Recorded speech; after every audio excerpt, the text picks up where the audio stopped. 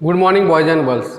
हम साइंस के अंदर पढ़ रहे थे, छठे पार्ट को हमने कंप्लीट कर लिया था। उसके बोर्ड के क्वेश्चन सारे हमने देख लिए थे, ठीक है ना, 2013 से लगा के 2020 तक। आज हम न्यू पार्ट शुरू करेंगे केमिस्ट्री का। इस पार्ट का नाम है, पार्ट है 7वां, बहुत ही इंपॉर्टेंट है, बड़ा पार्ट है। इसमें से सबसे ज़्यादा नंबर के क्वेश्चन पूछते हैं, बड़ा सवाल आता है इसमें, सबसे बड़ा सवाल इसमें से आता है। तो आज हम लेंगे 7वां यूनिट। अच्छी तरीके से आपको समझना है क्योंकि इसका एक निबंधात्मक क्वेश्चन 5 नंबर का बोर्ड के अंदर पूछते हैं। तो पार्ट का नाम है परमाणु सिद्धांत। परमाणु सिद्धांत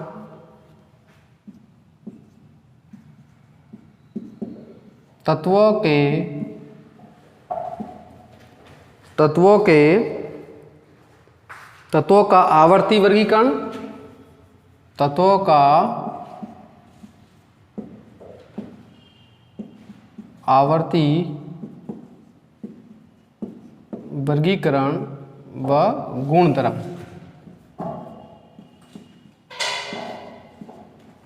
तो ये वाला पार्ट है, परमाणु सिद्धांत आएगा इसमें, तत्वों का आवर्ती यानी उसका पीरियोडिक जो क्लासिफिकेशन है वो, और एक उसके गुणधर्म क्या है, ये सारे। तो ये इसमें से बड़ा क्वेश्चन आता है, तो इसको ध्यान से हमें समझना है। तो पार्ट 7वां आज हम लेंगे, इसके बारे में हम पूरे डिटेल से अच्छी तरीके से इसको पढ़ेंगे क्योंकि इसमें से निबंधात्मक क्वेश्चन 5 नंबर के बनते हैं। तो बहुत ही इंपॉर्टेंट है, बहुत सरल है, अच्छा पार्ट है। तो पार्ट 7 परमाणु सिद्धांत, तत्वों का आवर्ती वर्गीकरण व गुणधर्म आज पढ़ेंगे। देखो, सबसे पहले हम इसके बारे में पढ़ेंगे, परमाणु के बारे में, क्योंकि परमाणु के बारे में पढ़ेंगे, फिर उसके बाद उसके तत्व है क्या, उसका क्लासिफिकेशन क्या है, उसके गुणधर्म क्या है। तो सबसे पहले क्या हुआ कि 18वीं जो शताब्दी थी, 18वीं सदी में परमाणु के बारे में सभी वैज्ञानिक बड़े उत्सुक थे उसकी परिभाषा देने में, परमाणु क्या उसके बारे। तो सबसे पहले इस परमाणु के बारे में, सबसे पहले इस परमाणु के बारे में, इस परमाणु के बारे में सबसे पहले जो भारतीय दार्शनिक था, कौन था? महेश्वरी कणाद। महेश्वरी कणाद सबसे पहले कौन आया? महेश्वरी कणाद। ये कैसे थे? भारतीय क्या थे? एक दार्शनिक थे। दार्शनिक का मतलब जो दर्शन शास्त्र में विश्वास करते हैं, तो एक भारतीय दार्शनिक थे। इन्होंने इस परमाणु के बारे में क्या कहा? सबसे पहले इस परमाणु के बारे में किसने कहा? भारतीय दार्शनिक महेश्वरी कणाद ने। इसने क्या कहा? इसने कहा कि पदार्थ के जब हम छोटे छोटे टुकड़े करते जाते हैं, पदार्थ के क्या छोटे टुकड़े करते थे, कि एक पदार्थ है, उस पदार्थ के जब छोटे टुकड़े करते हैं, इस पदार्थ को छोटे छोटे टुकड़ों में, छोटे छोटे टुकड़ों में विभाजित करते हैं। इसने क्या कहा कि जब पदार्थ को, कोई भी पदार्थ का अणु, उसको छोटे छोटे टुकड़ों में हम विभाजित करते हैं, तो एक ऐसी स्थिति आएगी, इसको जैसे जैसे जैसे जैसे हम बांटते रहेंगे, तो एक स्थिति ऐसे हो जाएगी कि अंतिम जो सूक्ष्मतम कण होगा, अंतिम सूक्ष्मतम जो कण होगा, सूक्ष्मतम क्या होगा? कण। अंतिम सूक्ष्मतम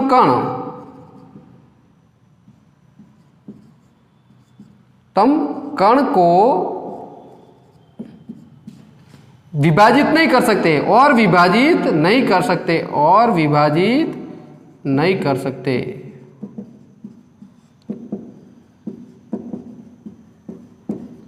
मतलब वो अविभाज्य हो जाएगा कि लास्ट में ऐसा कण आएगा, सूक्ष्मतम कण आएगा जिसको हम आगे विभाजित नहीं कर सकते। सूक्ष्मतम कण आएगा जिसको हम आगे विभाजित नहीं कर सकते। एक लास्ट में जो छोटा सा कण यानी सूक्ष्मतम कण, ये सूक्ष्मतम कण आएगा जिसको हम आगे और विभाजित नहीं कर सकते। तो इसने क्या कहा महेश्वरी कणाद ने कि पदार्थ कोई भी, जैसे मान लिया मैंने ये पदार्थ मान लिया, अब मैं इसके क्या करते जाऊंगा? इसके टुकड़े करते जाऊंगा। कोई भी एक पदार्थ मैंने मान लिया, ये पदार्थ मान लिया, मैटर मान लिया, अब इसके मैं टुकड़े कर रहा हूं। मान लिया मैंने इसके 2 टुकड़े कर दिए, ये 2 टुकड़े बड़े बड़े कर दिए, फिर इसके बाद मैंने और टुकड़े कर दिए, ये इसके और 3 टुकड़े कर दिए, फिर मैंने इसके और टुकड़े कर दिए, यानी बहुत सारे इसके असंख्य हम टुकड़े करते जाएंगे। जब एंडिंग में हमें एक टुकड़ा ऐसा मिलेगा, यानी अंतिम में ऐसा टुकड़ा मिलेगा हमें जिसको हम आगे और नहीं बांट सकते। इसका मतलब उसको महेश्वरी कणाद ने क्या कहा कि उसको कहा परमाणु। क्या कहा?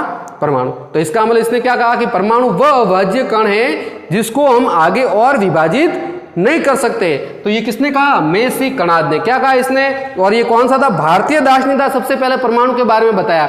उसने कहा कि जब पदार्थ के हम छोटे छोटे टुकड़े करते जाएंगे तो अंतिम सूक्ष्मतम कण ऐसा बचेगा, ऐसा जो पीछे रहेगा, जिसको हम आगे और डिवाइडेशन नहीं कर सकते, उसका और आगे विभाजन नहीं कर सकते। उसको ही उन्होंने क्या नाम दिया? उसका नाम दिया उन्होंने परमाणु का। क्या कहा? परमाणु। तो सबसे पहले कौन आया? भारतीय दार्शनिक ने परमाणु के बारे में ये कहा कि पदार्थ के छोटे छोटे टुकड़ों में जब हम विभाजित करते हैं तो अंतिम में एक ऐसा कण आएगा जिसको हम आगे और विभाजित नहीं कर सकते हैं, आगे और नहीं बांट सकते हैं, उसको उसने क्या कहा? परमाणु कहा। तो ये तो कहा महर्षि कणाद ने। इसके बाद कौन आए? महर्षि कणाद के बाद दो ग्रीक साइंटिस्ट, दो ग्रीक दार्शनिक आए। कौन आए? ग्रीक दार्शनिक। कौन आया? एक तो आया डेमोक्रिटस और ल्यूसिपस। ये दो दार्शनिक आए। ये कौन से दार्शनिक थे? ग्रीक दार्शनिक। कौन से दार्शनिक थे? ग्रीक दार्शनिक। तो ये तो महर्षि कणाद भारतीय दार्शनिक था, और ग्रीक दार्शनिक कौन आए? डेमोक्रिटस और ल्यूसिपस। इन्होंने परमाणु के बारे में क्या कहा? ये ध्यान देना इधर। इन्होंने क्या कहा परमाणु के बारे में? इन्होंने कहा कि परमाणु एक अविभाज्य कण है। इन्होंने क्या कहा? परमाणु क्या है? अविभाज्य कण। उन्होंने कहा अविभाज्य कण। इसका मतलब कणाद ने जो कहा वो इन्होंने भी कहा कि परमाणु क्या है? एक अविभाज्य कण जिसको हम आगे और बांट नहीं सकते। इन्होंने इस अविभाज्य कण का नाम क्या रखा? इस छोटे से अविभाज्य कण का नाम इन्होंने रखा एटम्स। क्या रखा? एटम्स रखा। इस छोटे से कण का नाम इन्होंने क्या रखा? एटम्स। इस अविभाज्य कण को इन्होंने क्या कहा? एटम्स। अब ये एटम्स लिया कहां से? ये इन्होंने एटम्स लिया एक ग्रीक शब्द से। एक ग्रीक जो शब्द है, एक ग्रीक शब्द जिसका नाम था एटोमिया। क्या नाम था? एटोमिया। एटोमिया से इस शब्द को लिया। किससे लिया? एटोमिया से। एटोमिया से इस ग्रीक, एटोमियो कहते हैं, एटोमियो से इस ग्रीक शब्द को लिया। तो अविभाज्य कण को इसने क्या नाम किया? एटम्स का। और इसको किससे लिया? एक ग्रीक शब्द किससे? एटोमिया। इस एटोमिया का मतलब क्या होता था? इस एटोमिया का मतलब था ना काटे जाने वाला पदार्थ। ना काटे जाने वाला पदार्थ। ये तो इन्होंने क्या कहा? डेमोक्रिटस और ल्यूसिपस, ये ग्रीक दार्शनिक थे, ये था भारतीय दार्शनिक। इन्होंने भी यही कहा कि पदार्थ को छोटे छोटे टुकड़ों में विभाजित करेंगे तो अंत में ऐसा टुकड़ा होगा जिसको आगे आप और विभाजित नहीं कर सकते, वही परमाणु है। और इन्होंने भी यही कहा, ग्रीक दार्शनिक ने क्या कहा कि परमाणु अविभाज्य कण है। इनका इन्होंने नाम क्या दिया? एटम्स नाम दे दिया। और इसको उन्होंने कहां से कहा कि ग्रीक वर्ड जो होता है उसका नाम था एटोमिया, एटोमियो। और एटोमियो का अर्थ क्या था? ना काटे जाना पड़ता, यानी आगे और नहीं काटे जाना। इतना छोटा सा कण है जिसको आगे आप नहीं काट सकते, उसी से इसका नाम क्या रखा? एटम्स नाम रखा। उसी के आधार पे इसका नाम क्या रखा? एटम्स। तो एटोमियो के नाम पर इसका, जिसको अर्थ क्या कहते थे? ग्रीक वर्ड क्या था? न काटे जाने वाला पदार्थ। और उसी के आधार पर इसका नाम क्या रखा? एटम्स रखा। तो ये किसने कहा? डेमोक्रिटस और ल्यूसिपस ने। तो यहां तो परमाणु की खोज के बारे में 18वीं सदी की बात है। अब इसके बाद क्या हुआ कि एक वैज्ञानिक आया जिसने इसकी क्या दी? परिभाषा दी। क्या दी? परिभाषाएं दी। तो वैज्ञानिक कौन आया? देखो, सबसे पहले वैज्ञानिक आया डाल्टन।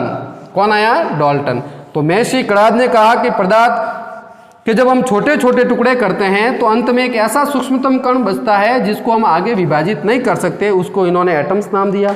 फिर कौन आया? डेमोक्रिटस और ल्यूसिपस, ग्रीक दार्शनिक थे, उन्होंने क्या कहा कि परमाणु अविभाज्य कण है जिसका नाम इन्होंने एटम्स दिया। ये एटम्स कहाँ से लिया? एटोमिया से। और एटोमिया का मतलब क्या होता था?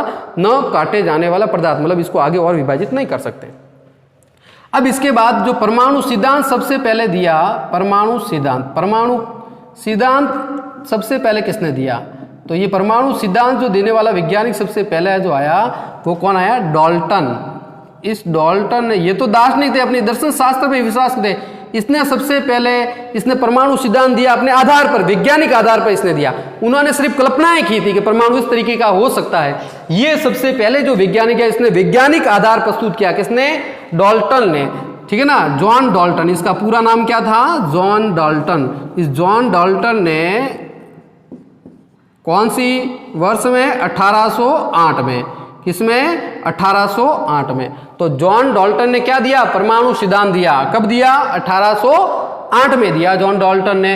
अब इस परमाणु सिद्धांत का आधार क्या था? इन्होंने आधार रखा 3 नियमों को। इसने इसका आधार क्या रखा? जब भी आपके पास सवाल है, क्योंकि बहुत बार ये पूछा हुआ है कि परमाणु क्या है और परमाणु सिद्धांत किसने दिया, तो परमाणु सिद्धांत दिया जॉन डाल्टन ने। कब दिया? 1808 में। अब इसका आधार क्या था? इसने अपना परमाणु सिद्धांत 3 आधारों पे दिया। कितने आधारों पे दिया? 3 आधारों पे। कौन कौन से थे? ध्यान रखना, इसने अपना परमाणु सिद्धांत 3 आधार पे दिया। किस पे? एक तो दिया रासायनिक संयोजन। किसके आधार पे दिया? रासायनिक संयोजन के नियम के आधार पे। पहला नियम तो ये। दूसरा आधार इसका क्या माना इसने? द्रव्यमान संरक्षण। द्रव्यमान संरक्षण का नियम इसके आधार पे दिया। और तीसरा किसके आधार पे दिया? निश्चित अनुपात के आधार पे। निश्चित अनुपात के आधार पे, निश्चित अनुपात का नियम। तो ये डाल्टन के परमाणु सिद्धांत के आधार थे। तो इस डाल्टन ने इस परमाणु के बारे में जो कहा इसने, यानी इसके बारे में जो परमाणु इतना सिद्धांत दिया परमाणु के बारे में, पहला वैज्ञानिक सिद्धांत था। पहले कल्पना कर रहे थे कि उसको अलग करेंगे तो यह अविभाज्य कण है, लेकिन उसका कोई ठोस प्रमाण नहीं था। तो सबसे पहले जो ठोस प्रमाण लेके आया वो कौन आया? जॉन डाल्टन आया। उसने 1808 में कौन सा आधार है? 3 आधार इसने दिए। एक तो रासायनिक संयोजन का नियम दिया, दूसरा कहा द्रव्यमान संरक्षण का जो हम आगे पढ़ के आए हैं, और तीसरा दिया निश्चित अनुपात का नियम। इन 3 आधारों पे अपना सिद्धांत दिया। तो जब आपको ये पूछ ले कि जॉन डाल्टन के किस आधार पे इसने परमाणु सिद्धांत दिया, तो 3 बातें हमें लिखनी है। एक तो रासायनिक संयोजन का नियम, एक द्रव्यमान संरक्षण का नियम और निश्चित अनुपात के नियम। यानी इन्होंने जो परमाणु की जो विशेषता बताई वो इन्हीं 3 आधारों पर है। अब इसने क्या कहा? इसकी विशेषता इसने क्या की? इस सिद्धांत की विशेषता क्या है, या इसने क्या कहा? इसके जो महत्वपूर्ण बिंदु इसने कहे उस बिंदु को हम पढ़ते हैं। इसने क्या महत्वपूर्ण बिंदु परमाणु के बारे में कहे? तो सबसे पहले इसने क्या कहा कि इसने कहा कि पदार्थ छोटे छोटे कणों से मिलकर बनता है। ये पहला पॉइंट था इसका, मिलकर बनता है, और जिसे कहते हैं परमाणु। जिसे हम क्या कहते हैं? परमाणु कहते हैं। ये इसका पहला, ये जो इन्होंने कणाद ने दिया, डेमोक्रिटस ल्यूसिपस ने दिया, उसी के जैसा पदार्थ छोटे छोटे कणों से मिलकर बनता है, जिसे क्या कहते हैं? परमाणु। बताओ इसमें किस नियम का नियम लागू हुआ? रासायनिक संयोजन का नियम लागू हुआ। इसमें पहला आधार हो गया। संयोजन का मतलब क्या होता है? मिलना। इसका मतलब क्या हुआ? पदार्थ छोटे छोटे कणों से मिलकर बनता है, उसे परमाणु कहता है। इसका मतलब इसमें रासायनिक संयोजन, यानी पदार्थ क्या होता है? रासायनिक संयोजन करके, संयोग करके क्या करता है? मिलता है और एक नया पदार्थ बनाता है। तो उसने क्या कहा? इसे कहा इसने परमाणु का। फिर दूसरी बात इसने क्या कहा कि परमाणु अविभाज्य कण है। दूसरी बात इसने क्या की? परमाणु अविभाज्य कण है। इसने भी यही कहा कि परमाणु क्या है? अविभाज्य कण है। तो ये दूसरा बिंदु था इसके नियम के। इस परमाणु सिद्धांत का दूसरा बिंदु क्या था? इसने कहा कि परमाणु कैसा है? अविभाज्य कण है। पहला बिंदु क्या था? कि पदार्थ छोटे छोटे कणों से मिलकर बनता है, जिसे क्या कहते हैं? परमाणु। जो कणाद ने भी कहा, डेमोक्रिटस और ल्यूसिपस ने भी कहा, और इसने भी यही कहा। दूसरा पॉइंट इसने क्या कहा? कि परमाणु अविभाज्य कण है। अब तीसरा पॉइंट इसने क्या कहा? कि जब रासायनिक अभिक्रिया जब होती है, कि रासायनिक अभिक्रिया कब? रासायनिक अभिक्रिया में परमाणु जो है उसको हम न तो बना सकते हैं न इसको नष्ट कर सकते हैं। इसका मतलब क्या इसका नियम लगेगा? द्रव्यमान संरक्षण का नियम। तो पहला तो रासायनिक संयोजन का नियम पहले वाले पॉइंट में लग गया। दूसरे में अब ये कह रहा है कि जब रासायनिक अभिक्रिया में परमाणु न तो बनाया जा सकता है, यानी परमाणु को न तो उत्पन्न किया जा सकता है, उत्पन्न किया जा सकता है, और न ही नष्ट किया जा सकता है, नष्ट किया जा सकता है। तो क्या कहा? तीसरा पॉइंट इसने, रासायनिक अभिक्रिया जब होती है, यानी केमिकल जो भी रिएक्शंस होती है, उसमें परमाणु को न तो आप बना सकते हो, न तो इसको उत्पन्न कर सकते हो, और न ही इसको नष्ट कर सकते हो। इसका मतलब क्या हुआ कि द्रव्यमान संरक्षण का नियम लागू होगा, यानी जितना उसका भार है उतना ही भार उसका बनेगा। द्रव्यमान संरक्षण में क्या था कि अभिकारक में जितने अणुओं की संख्या हो या जितना भार हो, उत्पाद में भी उतने ही बनेंगे। इसका मतलब न तो ज्यादा न कम, इसका मतलब न तो आप उत्पन्न कर सकते हो न ही उसे नष्ट कर सकते हो, न तो बना सकते हो न इसका खंडन कर सकते हो, मतलब उसको नष्ट कर सकते हो। तो ये तीसरा नियम किसका लग गया, इसका द्रव्यमान संरक्षण, जो इसने आधा लिखा इसका इस नियम के रूप में इसने यूज किया। अब चौथा पॉइंट इसने क्या कहा कि भिन्न भिन्न जो परमाणु, भिन्न भिन्न जो तत्व थे, भिन्न भिन्न जो तत्व है, भिन्न भिन्न तत्व या अलग अलग तत्व, भिन्न भिन्न तत्वों के परमाणु, भिन्न भिन्न तत्वों के परमाणु क्या होते हैं, आकार में, आकार, भार व गुण में अलग अलग होते हैं, गुण में असमान होते हैं। क्या होते हैं, असमान होते हैं। ये इसने चौथा पॉइंट कहा। क्या कहा कि भिन्न भिन्न तत्वों के परमाणु, भिन्न भिन्न तत्वों के जो परमाणु होंगे वो आकार में, भार में और गुण में क्या होंगे, अलग अलग होंगे। उनमें गुण, आकार और भार मैच नहीं होगा, क्योंकि अलग अलग तत्व हैं तो उनके परमाणु भी क्या होंगे, अलग अलग। सभी तत्वों के परमाणु एक जैसे नहीं होंगे। लेकिन पांचवा पॉइंट में इसने क्या कहा कि समान तत्वों के परमाणु, क्या कहा, समान तत्वों के परमाणु, एक ही तत्व के परमाणु या समान तत्वों के परमाणु क्या होंगे, आकार में, भार में व गुण में क्या होंगे, समान, गुण में समान होंगे। ये तो पांचवें पॉइंट में इसने कहा कि समान अगर तत्व है, एक ही तत्व है, तो उसके परमाणु भी क्या होंगे, आकार में, भार में और गुण में क्या होंगे, समान होंगे। और वो रासायनिक संयोजन करके क्या करेंगे, परमाणु का निर्माण करेंगे। तो एक ही तत्व के अगर परमाणु है तो आकार में, भार में और गुण में समान होंगे और वो अणु बनाएंगे। छठा पॉइंट इसने कहा कि तत्व के जो परमाणु होते हैं वो लास्ट में इस रूप में निश्चित अनुपात। तो यहां तक तो इसके रासायनिक संयोजन, द्रव्यमान संरक्षण। अब लास्ट वाले में क्या कहा कि अब ये तत्व जो है, तत्वों के जो परमाणु है वो क्या करते हैं, आपस में संयोग करते हैं। क्या करते हैं, संयोग करते हैं और निश्चित अनुपात में संयोग करते हैं और पदार्थ का निर्माण करते हैं। तो क्या लगे, तत्वों के परमाणु, तो लास्ट में इसने कहा तत्वों के परमाणु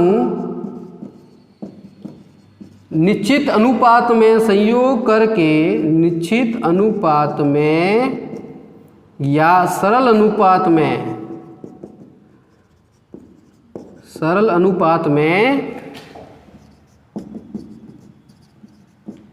संयोग करके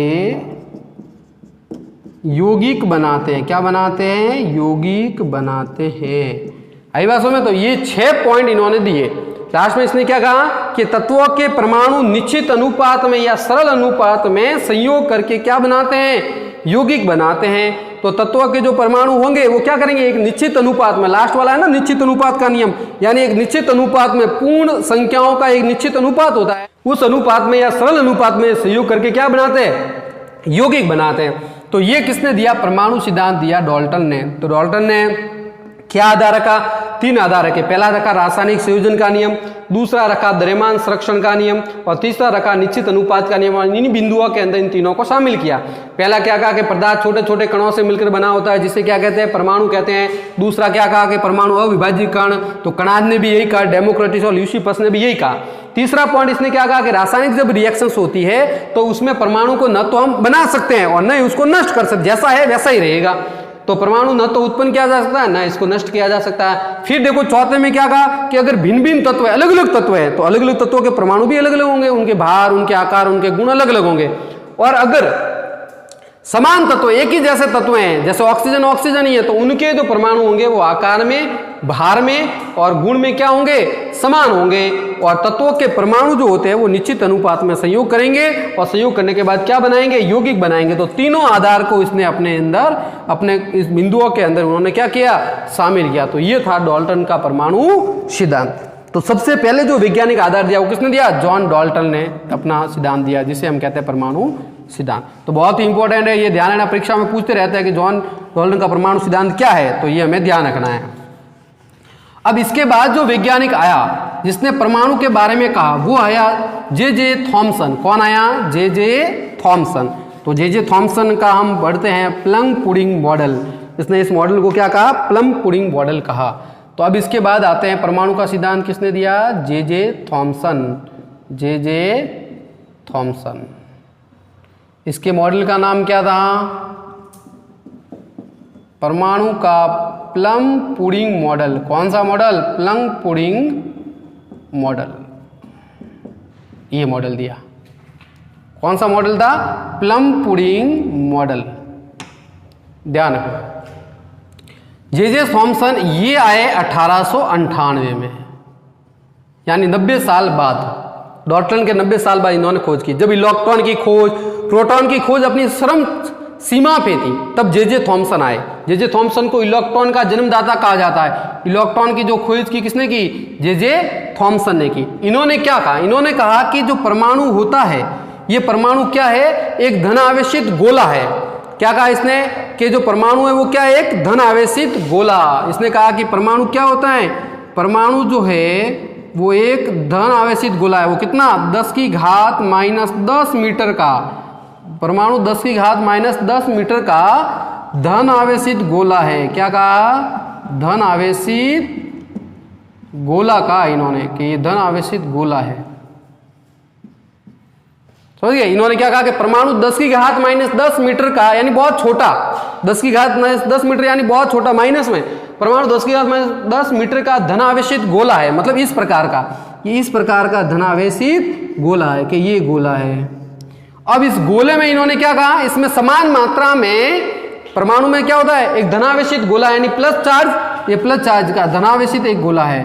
समझ गए, और इसी समान मात्रा में इसमें ऋण आवेशित कण बिखरे रहते हैं, यानी इलेक्ट्रॉन इसके अंदर धसे हुए रहते हैं। तो समान मात्रा धनावेशित गोला है और समान मात्रा में इसमें, समान मात्रा में ऋण आवेशित कण विद्यमान रहते हैं, विद्यमान रहते हैं, यानी धसे रहते हैं। इन्होंने क्या कहा कि ये 10 की घात -10 मीटर का एक धनावेशित गोला है, इसमें समान मात्रा में ऋण आवेशित कण क्या रहते हैं, विद्यमान। यानी ये धनावेशित गोला, इस पूरे को हम धनावेशित गोला माने तो इसके अंदर माइनस इस तरीके से के भरे हुए रहते हैं, ये प्लस माइनस इसके अंदर भरे हुए रहते हैं, ये माइनस इस तरीके से के इसके अंदर भरे हुए रहते हैं। ये पूरा धनावेशित गोला है, पूरा धनावेशित क्या है, गोला। इसको पूरे को हमने ब्लैक को इसको धनावेशित गोला मान लिया, जैसे मैं ये लेता। तो इसमें ऋण आवेशित कण जो होते हैं वो क्या होते हैं, धसे हुए रहते हैं। तो ये जो भाग जो मैं कर रहा हूँ, ये तो भाग है धनावेशित भाग। कौन सा, धनावेशित भाग, धनावेशित भाग। और ये इसके अंदर क्या है, इलेक्ट्रॉन, क्या है, इलेक्ट्रॉन। तो इसमें ऋण आवेशित भाग, धनावेशित, पूरा इस भाग को धनावेशित भाग कहा इसने, और इसके अंदर ये धसे जाने वाले जो है इसके इलेक्ट्रॉन, ऋण आवेशित भाग को इसने क्या कहा कि इलेक्ट्रॉन इसके अंदर ऋण आवेशित भाग में रहता है। इसका मतलब क्या हुआ कि समान मात्रा में धनावेश है और समान मात्रा में ऋण आवेश है। इसका मतलब इसने कहा कि परमाणु होता है वो उदासीन होता है। परमाणु क्या होता है, उदासीन। इसलिए परमाणु कैसा हो गया, उदासीन होता है। इसलिए इन्होंने कहा कि परमाणु कैसा होता है, उदासीन होता है। क्यों कहा इन्होंने परमाणु उदासीन, तो उन्होंने कहा कि भाई देखो समान मात्रा में प्लस है और समान मात्रा में माइनस है। समान मात्रा में प्लस और समान में, तो ये एक दूसरे को क्या कर देंगे, एक दूसरे को नष्ट कर देंगे। तो प्लस माइनस ठीक है ना, अनावेशित कर देंगे, उदासीन कर देंगे एक दूसरे को। तो प्लस समान मात्रा में प्लस सी माइनस है इसमें, तो समान मात्रा में धनावेशित और समान मात्रा में ऋण आवेशित होने के कारण ये एक दूसरे के चार्ज को खत्म कर देंगे और परमाणु कैसा बन जाएगा, उदासीन बन जाएगा। इसलिए इन्होंने कहा कि परमाणु कैसा है, उदासीन। और इन्होंने इसका एग्जाम्पल दिया। एग्जाम्पल क्या कहा, इन्होंने कहा कि जैसे इन्होंने कहा बूंदी के लड्डू, किसके, बूंदी के लड्डू, बूंदी के जो लड्डू आते हैं ना, बूंदी के मोतीचूर के लड्डू, उसमें उन्होंने कहा कि जो बूंदी होती है ना, बूंदी वो उसमें धसी हुई रहती है इस तरीके से।